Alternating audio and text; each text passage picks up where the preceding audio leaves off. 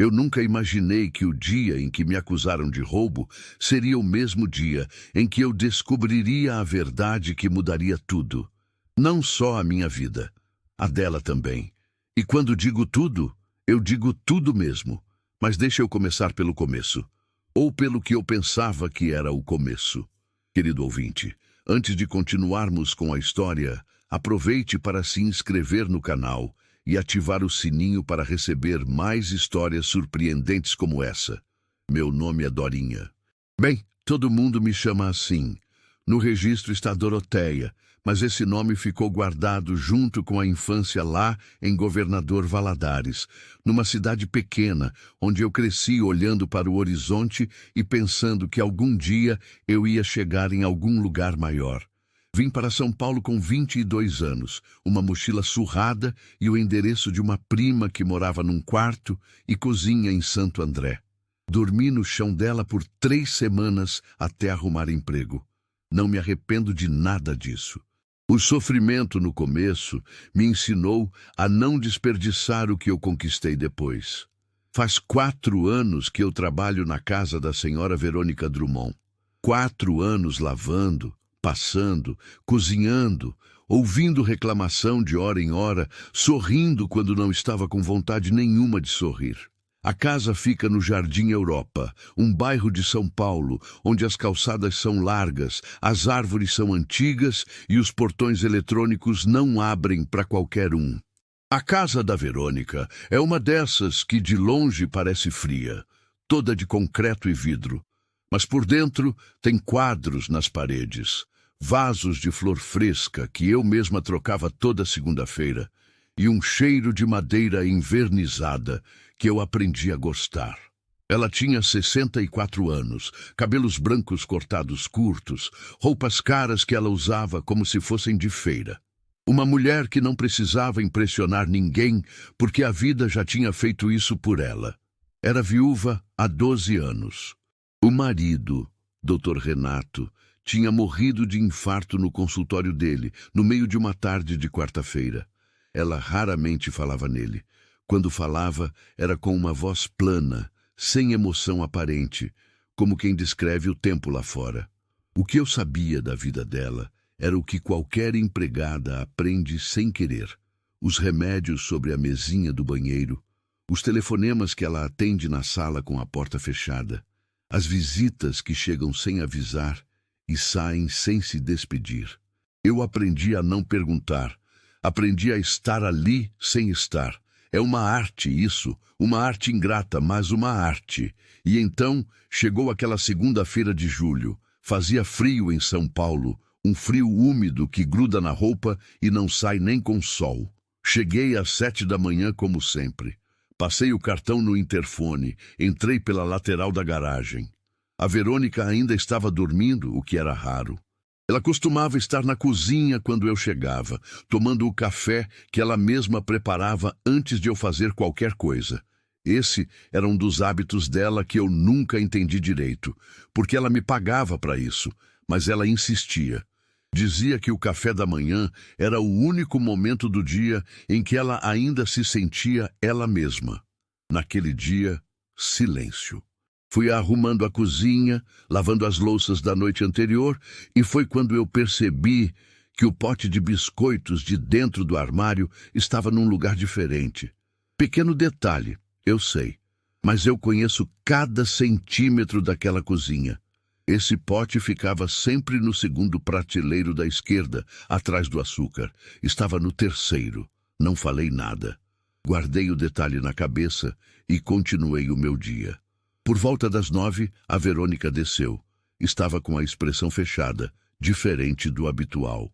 Ela tinha 2 tipos de silêncio. O silêncio tranquilo, que era quando ela estava bem, e o silêncio tenso, que era quando algo estava errado e ela ainda não tinha decidido o que fazer com isso. Aquele era o segundo tipo. Tomou o café sem me olhar. Eu servi o pão de queijo que ela gostava, o suco de laranja sem açúcar. Ela não tocou em nada. Depois de um tempo que pareceu longo demais, ela falou: Doroteia, preciso te perguntar uma coisa. Usou meu nome completo. Isso nunca era bom sinal. Eu parei com o pano de prato na mão e esperei. Ela perguntou se eu tinha entrado no escritório dela no fim de semana. Eu disse que não, que nunca entro no escritório sem ela pedir. E era verdade. Aquela sala era proibida para mim desde o primeiro dia. Ela mesma limpava. Nunca me deixou entrar. Então ela disse que um envelope tinha sumido da gaveta dela, um envelope com documentos, e que ninguém mais tinha chave da casa além de mim. Meu coração fez uma coisa estranha naquele momento. Não foi raiva imediata. Foi uma mistura de susto com vergonha, mesmo eu não tendo feito nada. É assim que funciona quando alguém te acusa. O corpo reage como se fosse culpado antes de a cabeça entender que não é. Eu disse, com calma, que não tinha tocado em nada, que nunca tinha entrado naquela sala, que se ela quisesse, podia revistar minha bolsa agora mesmo. Ela me olhou por um tempo que não consigo medir. Depois disse que não precisava, que confiava em mim, mas que o envelope tinha desaparecido e ela precisava entender como.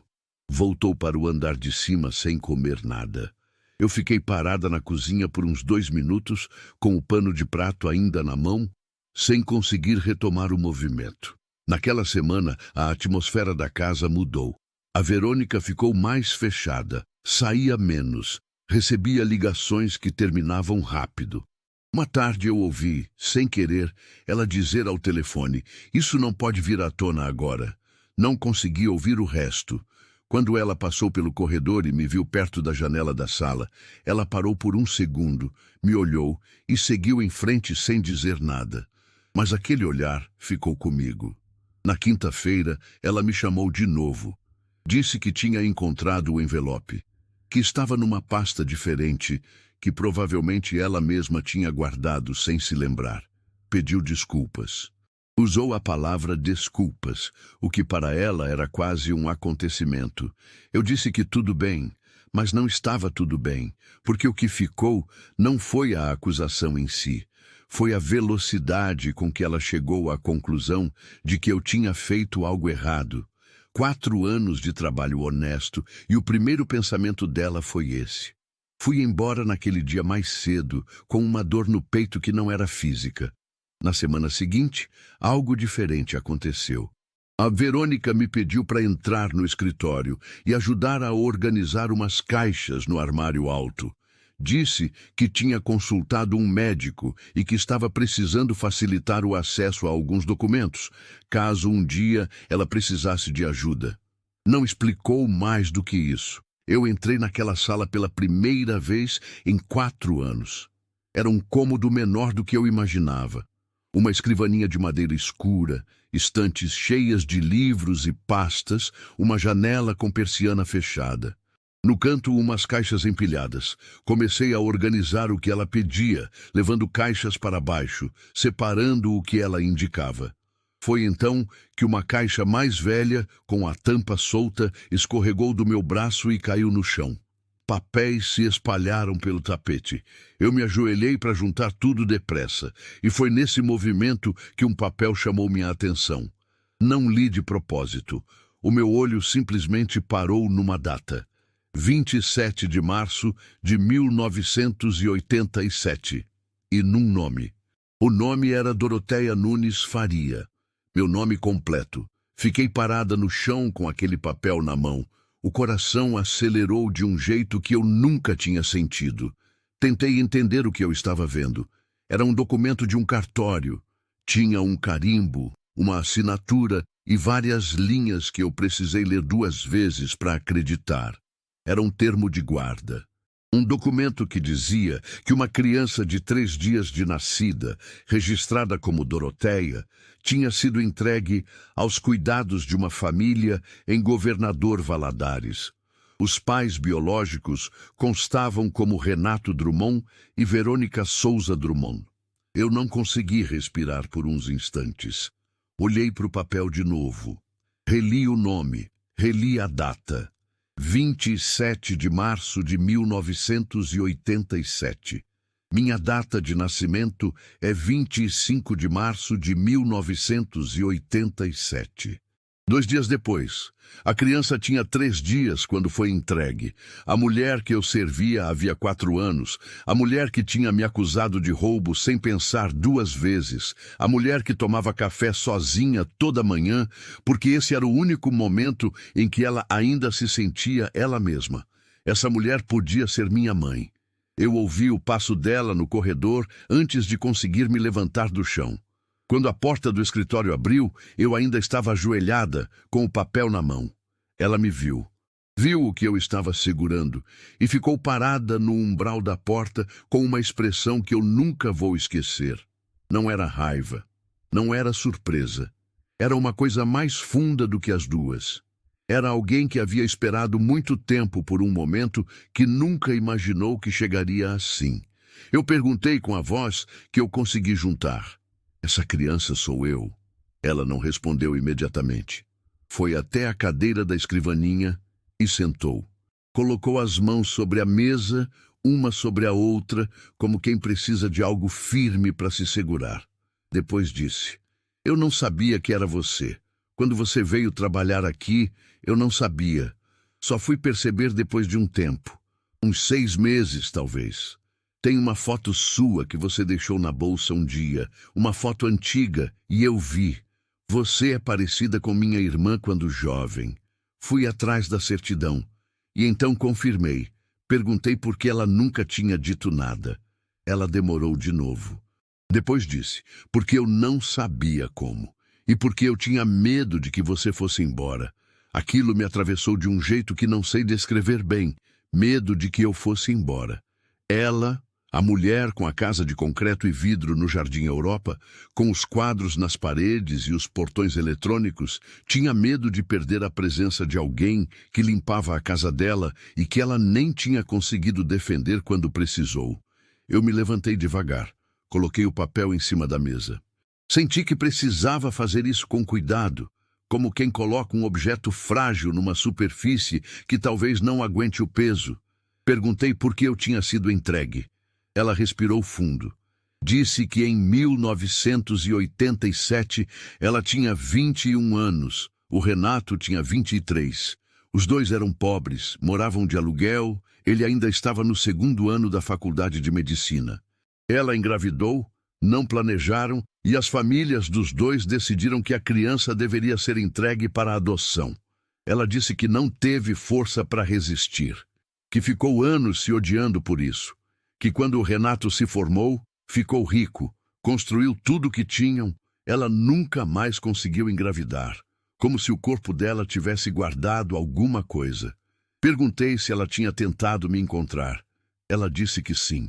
Que anos depois, quando tinham estabilidade, ela contratou alguém para buscar informações. Soube que a criança tinha sido adotada por uma família em Governador Valadares, que estava bem, que tinha ido para a escola. E que então decidiu não interferir, que tinha achado que eu tinha uma vida. E eu tinha, eu disse, mas eu podia ter tido outra. Ela não respondeu a isso. Ficamos em silêncio por um tempo. Lá fora, um carro passou na rua, e o som do motor foi a única coisa que existiu por alguns segundos. Depois, eu peguei minha bolsa que estava na cadeira perto da porta. Não de raiva, só porque eu precisava de ar. Precisava sair daquela sala, daquela casa, daquela versão da minha história que tinha acabado de virar outra coisa. Ela disse meu nome quando eu cheguei na porta. Disse Doroteia. Espera. Eu parei, mas não me virei. Ela disse, eu sei que não tenho direito de pedir nada, mas preciso que você saiba que cada dia que você esteve aqui foi o dia mais parecido com felicidade que eu tive nos últimos 20 anos. Eu desci as escadas devagar. Saí pela porta da frente, que eu nunca usava. Andei pelo calçadão largo, com as árvores antigas até a esquina. Sentei num banco de praça que tinha ali. O frio de julho ainda estava no ar, mas o sol tinha saído. Um sol fraco de tarde paulistana que não aquece, mas que você sente no rosto de qualquer jeito.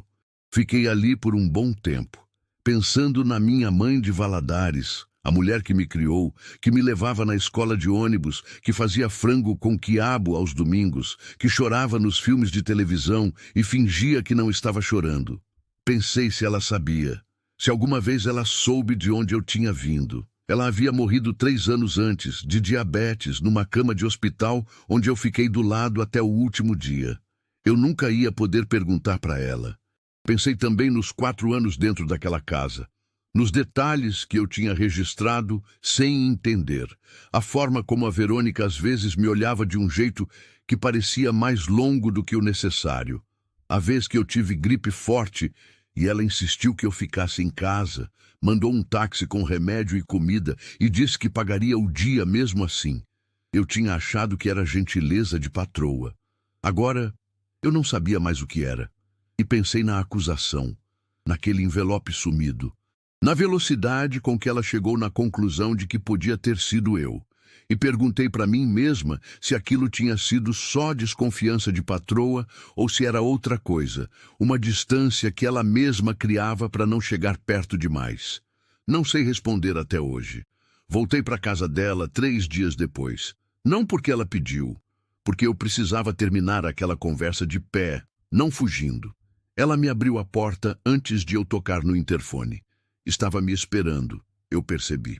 Tinha olheiras fundas e os cabelos menos arrumados do que o costume. Entramos na cozinha. Eu fiz o café. Ela ficou sentada me observando, sem falar. Quando eu me sentei à mesa do lado oposto, ela olhou para mim com aquela expressão que eu tinha aprendido a reconhecer como o silêncio dela mais honesto. Eu disse que não ia fingir que estava tudo bem, que eu precisava de tempo para entender o que isso significava para mim. Que eu não sabia se queria uma relação, se queria retomar o trabalho, se queria simplesmente virar a página e ir embora.